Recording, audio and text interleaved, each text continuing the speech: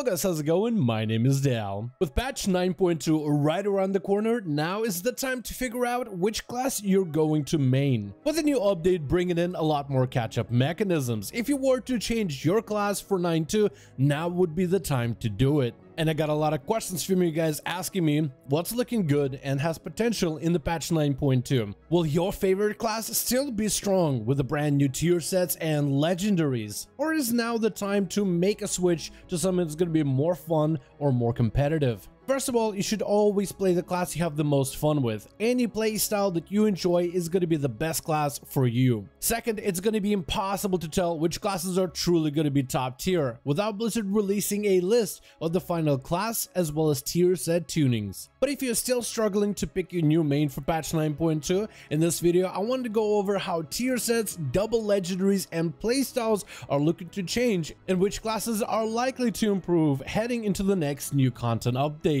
But right before that, most of you guys watching these videos are still not subscribed, and if you're watching these videos anyway, you might as well subscribe as well as set the bell, especially if you want to see more regular updates for patch 9.2, as well as content and guides, as well as future WoW expansion announcements.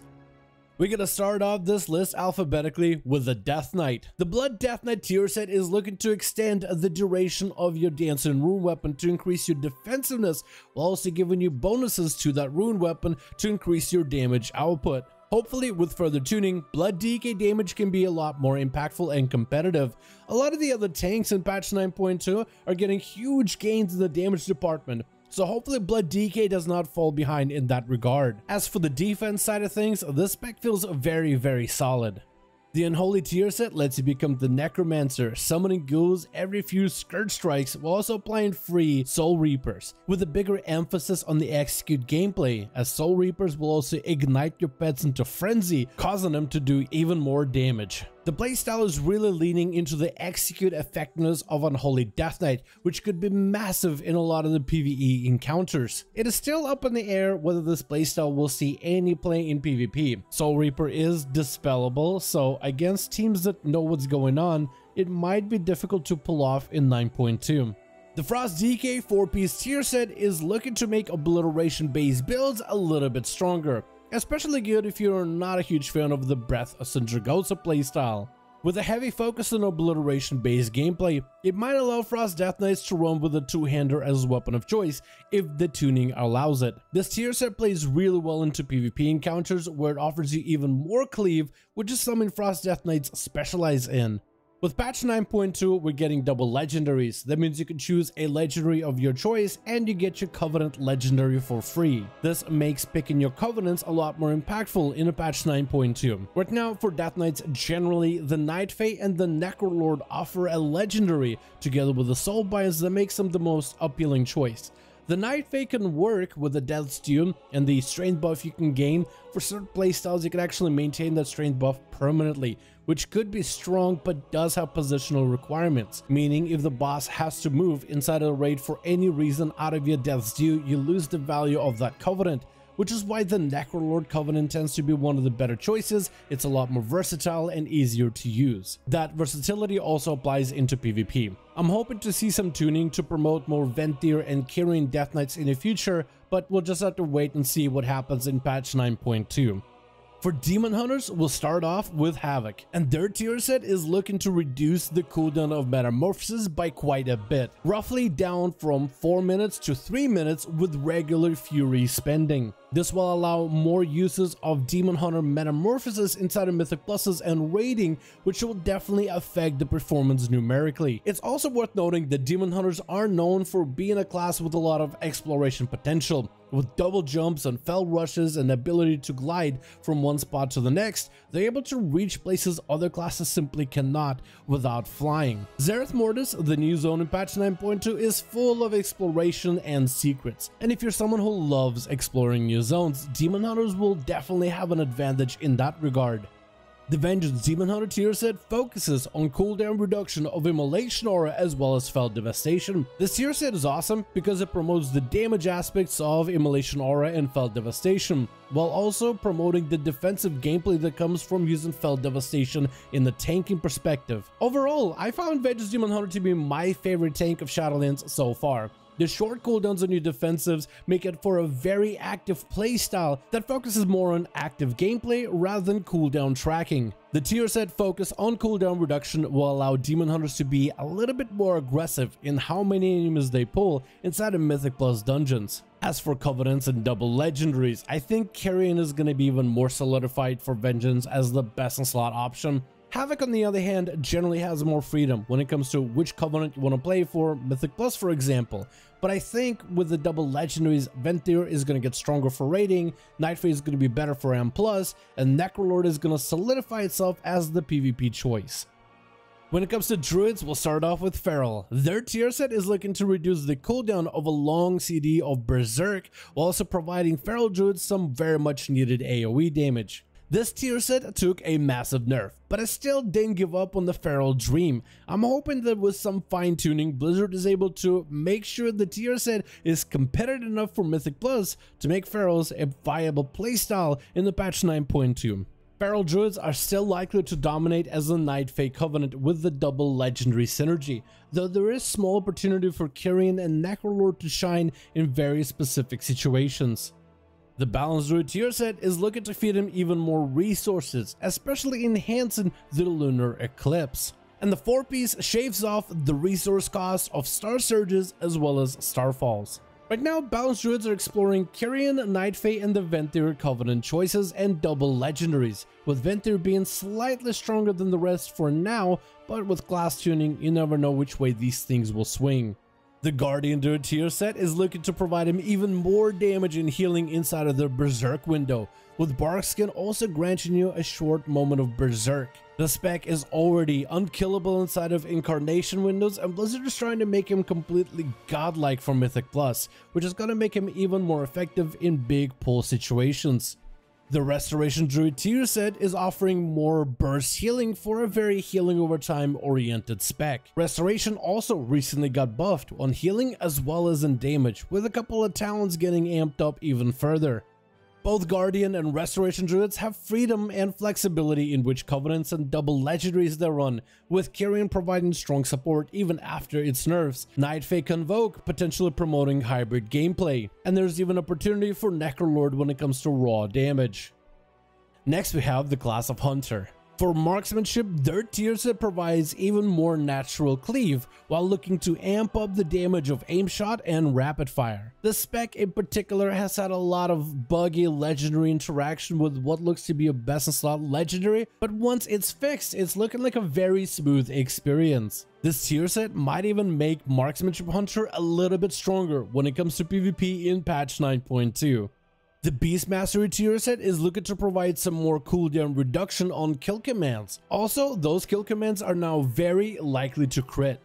Personally, I haven't been the biggest fan of the tier set for Beastmastery Hunter. It's especially difficult to incorporate into AoE rotation, but overall BM doesn't look like a bad spec in patch 9.2. The Survival tier set is looking to provide you more regular resets on your bombs and even amp up their damage, especially when those bombs get those free resets. This synergizes so well together with the Wildfire Infusion talent, which transforms your Wildfire bombs to have a little bit extra gameplay changes. Besides the extra damage that this brings, overall the playstyle feels very, very smooth. The only complaint I got is the lack of variety of legendaries that are looking to be viable for Survival Hunter in the patch 9.2. As for the Hunter, double legendaries and Covenant choices, it doesn't look like much is changing. A lot of the Covenants that are good now are likely to be good in the next update, with the legendaries not really transforming, but rather enhancing already powerful playstyles. The next class is the Mage, with the Frost tier set looking to provide more procs on AoE damage from Comet Storms, which will now also debuff the target to take more damage. This means the tier set promotes talents like Comet Storm, because Comet Storm as a talent also gains this tier set gameplay. For Fire Mages, their tier set is looking to extend the duration of combustion and give you even more resource generation inside of that combustion window, which is obviously going to promote more combustion oriented builds, which has been mostly the focus of Fire Mages this whole time in the Shadowlands. The Arcane Mage tier set is looking to give him even more funnel damage output. Funnel means a huge focus on single target with free cleave on things around you, which is extra valuable in raids and Mythic Pluses, especially when boss killing is a priority. While Arcane Mages can play other Covenants, especially in PvP, Kyrian is likely to be your best go-to choice in patch 9.2, which is going to further augment that huge cleave funnel damage gameplay. As for the other mage specs, the Covenants you run within PvE are unlikely to change, but in PvP, all the extra bonus Covenant legendaries provide you huge value and could create so many different awesome builds for you to PvP with in arenas and battlegrounds in patch 9.2. Then we have Monks. The Brewmaster tier set 4-piece is looking to amp up the damage of their Keg Smash, while also providing them healing based on the damage of that Keg Smash, and health, which is going to increase their overall survivability. The Mistweaver tier set is very passive, but their double legendaries is where the fun of this spec is gonna be. Melee healers generally are my favorite, and Mistweaver is one of the most fun healers I've ever played in the game. With the double legendary setup, even with the Venthyr nerfs, it looks like Mistweaver is still sticking to the Venthyr Covenant. The amount of passive healing you're gonna get with double legendaries is just gonna be way too good. For Windwalker Monks, their tier set is looking to add some extra skill expression with the way that the 4-piece set works, while also buffing the output of their Fists of Fury. Personally, I like the 4-piece tier set complexity that's been added into the spec, but hopefully a couple of weeks and a couple of months after patch 9.2 is out, this tier set will feel more challenging rather than annoying and tedious to play with. When it comes to legendaries for both Brewmaster and Windwalker, it's unlikely you're gonna have a lot of changes since the Covenant legendaries that you get for Night Fae, Kyrian, Necrolord, and Venthyr are not nearly as impactful as Venthyr is to the Mistweaver Monk. The next class on this list is the Paladin. Starting off with Protection, their tier set is looking to make him less squishy, especially against physical damage with bonus block, while also focusing on damage and resource generation. While Protection has freedom in which Covenant legendaries they will run as a double Lego combo, Kyrian is incredibly good right now for Protection Paladins in patch 9.2. The Holy Pally tier set is looking to provide you more uptime on your wings, while also supporting more group healing gameplay. It's worth noting that Holy Paladins have been nerfed and nerfed and nerfed again, mostly on the damage side, especially as Venthyr. Likely Holy Paladins are still going to be good for Mythic Pluses, but they definitely did take a bit of a beating so far, and this is without the final class tuning for the next upcoming build. Generally, you have some wiggle room in which Covenant double legendary you'll run in patch 9.2. Though Venthyr for its damage and raid healing will likely stay your best in slot choice in majority of the content.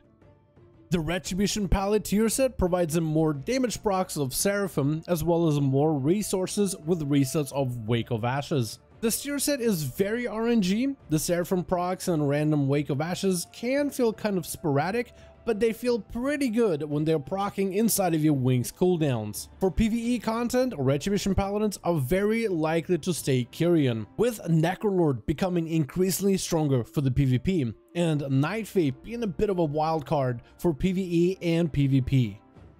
The next class on the list is the Priest. Disc Priest tier set further plays into the Atonement mechanic by providing procs that give both damage as well as healing interactions. It's also very possible to take the Penance Rapid Fire Legendary together with a 4-piece tier set bonus. It could offer you lots of damage as well as Atonement healing while on the move. If you're looking for a challenging class to play, Disc Priest as a healer still has the highest skill cap to this day, and is likely to retain that skill cap heading into the next big update. The Holy Priest tier set is very passive, but deals with cooldown reduction based on your Holy Ward spells. The recent damage buffs and talent changes to Priest, however, should be quite interesting. One of the talents was updated to give Priest a battle res. With this talent change, a Priest is able to battle res an ally while the Priest is inside of the Guardian Spirit form. However, the catch is, to enter Spirit form, the Priest needs to die first. This kind of mechanic of battle resing an ally by sacrificing yourself will be selectively used, likely when you're running the Archbishop Legendary, in order to bring an ally back to life. But in PvP, it's a lot easier to enter Guardian Spirit form without necessarily dying yourself, which will give Priest a battle res within PvP situations, which is definitely going to shake up the PvP dynamic heading into the patch 9.2. The Shadow Priest playstyle is generally pretty busy, so their tier set is mostly passive, providing you more Mind Blast procs through Dark Thoughts passive, which will animate your shadow, which helps you do more shadow damage to enemies in AoE. Even if Necrolord was nerfed for Shadow Priest recently, it is still likely to be your best slot Covenant in the next content update. As for the Holy Priest and the Disc Priest, their Covenant choices are unlikely to change. A lot of the Covenant legendaries for Priests don't necessarily transform the Covenant gameplay, but rather enhance what's already strong. The next class on the list is the Rogue, with the Subtlety Rogue tier set looking to extend the value of your Shadow Blades, as well as provide free AoE and cleave through your 4-piece Shadow Strikes. For Subtlety Rogues, there's a new interaction between the Akari's Legendary and the Perforated Veins Conduit that could give you some strong single target potential over in the patch 9.2. Subtlety is looking to improve massively for PvP, gaining the Kyrian Legendary for free, together with either the Crit Lego or Finality Lego for even more sustain and burst output. The Assassination Rogue tier set allows their shift to debuff target as well as nearby enemies to take more poison and bleed damage, which offers some AoE gameplay, while the 4-piece speeds up the gameplay of Vendetta and allows for a synergetic legendary that reduces the cooldown of Vendetta every time the Assassination Rogue spends energy. This poison and Vendetta interaction makes the Night Fae Covenant a lot stronger with its poison sepsis ability. Together, both the Night Fae Covenant Lego and Vendetta Lego make for a very fast-paced single-target playstyle. The Outlaw Rogue tier set isn't quite as exciting, but it focuses on more common point generation and common point spending, which feeds back into the natural cooldown reduction of many of your spec abilities. Generally, rogues have a lot of freedom between which covenants they want to play, and a lot of the covenant legendaries are gonna make some of those playstyles far stronger. We mentioned Night Fae and how well it synergizes for Assassination Rogues, but the Venthyr, Kyrian, and Necrolord are also pretty good for all 3 specs of rogues.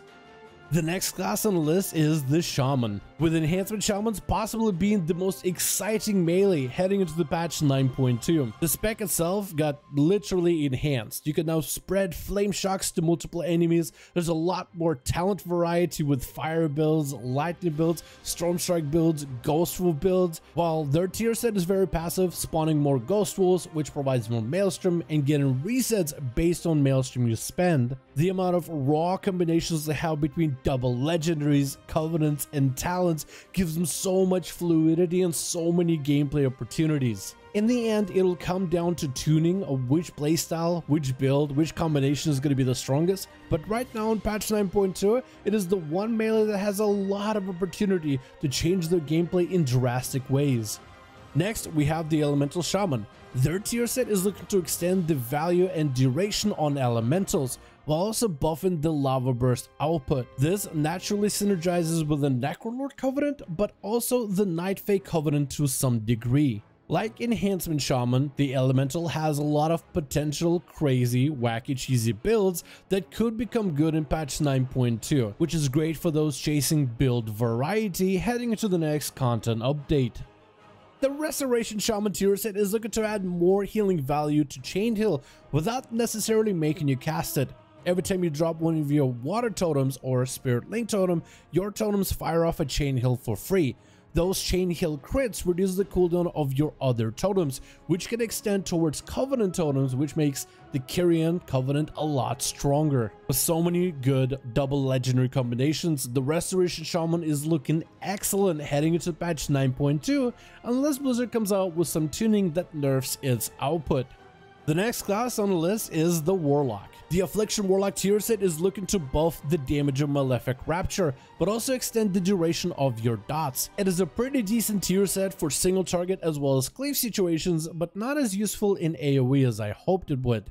It also doesn't really have a great synergy within PvP. It is possible the Blizzard could adjust this tier set to potentially work a little bit better, maybe by allowing the free Malefic Raptures to proc off of drain lives as well, which would make it far more synergetic in arenas and battlegrounds because no Warlock is gonna hardcast a Drain Soul or a Shadow Bolt.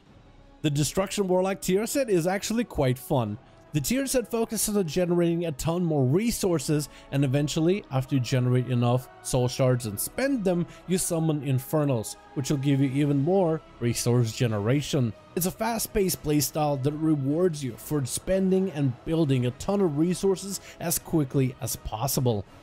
The Demonology Warlock tier set is also very strong. The tier set summons more demons, more demon doggas, and even more imps. It's very simple, it's very passive, but just by having more pets on the table gives you more interaction between talents as well as legendaries. And the PvP potential of this spec with some of those legendary demon interactions offers some insanely huge burst potential as long as the enemies let you free cast for a second or two. As for Covenants, none of the Warlock specs are really looking to change. A lot of the Covenant choices between Night Fae, Venthyr, Necrolord, and barely any few that play Kyrian are not really going to change that much. What is good right now is likely to be good in the next patch. There might be some combinations of different legendaries and Covenants to explore in the future, maybe with some tuning in the patch 9.2. And finally, the Warrior. The Arms Warrior tier set is mostly passive. It's strong, solid damage increases for Colossus Smash and more resets and a strain buff from overpowers, but numerically it's good on paper, but rotationally it's going to change nothing in your gameplay. So if you're a big fan of the Arms Warrior gameplay now, you'll likely enjoy it in the patch 9.2.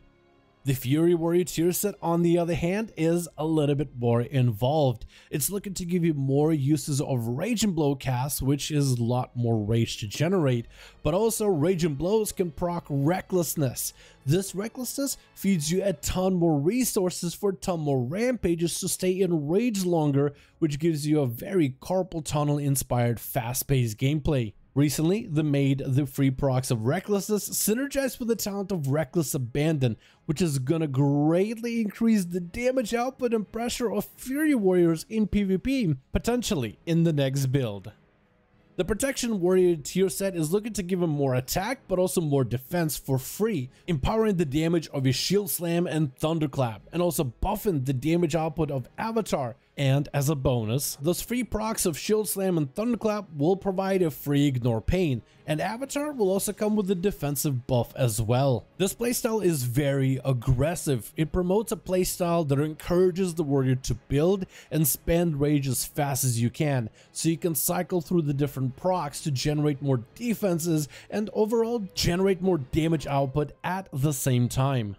And for all three specs of warriors, their Covenant legendary combinations are actually all quite competitive. Some are going to be a little bit stronger than others, like Kyrian definitely has an edge within PvP, but Necrolord can be insane in group gameplay. Venthyr could be good for fewer warriors to maintain perma recklesses, especially during execute phases of a boss, which will really give you that carpal tunnel. Night Fae has a lot of damage potential, especially if you can hold enemies in place as a tank. So all of the Covenants are very close for warriors heading into the patch 9.2.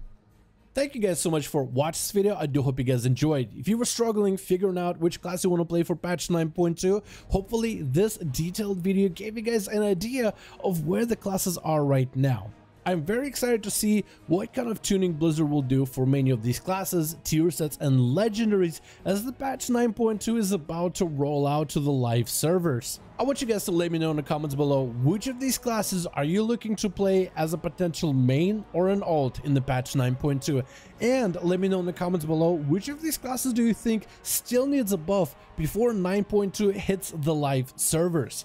As per always, if you guys enjoyed this video or found it informative, go ahead and give it a thumbs up. I would very much appreciate it. And as always, in the description of every single video and live stream, we have a link towards our Discord channel. This is the community Discord channel for everybody watching these videos. If you guys watch the videos on a regular, you might as well join our Discord. Let me know what you think about this video. DMs are always open. Feel free to join the Discord community.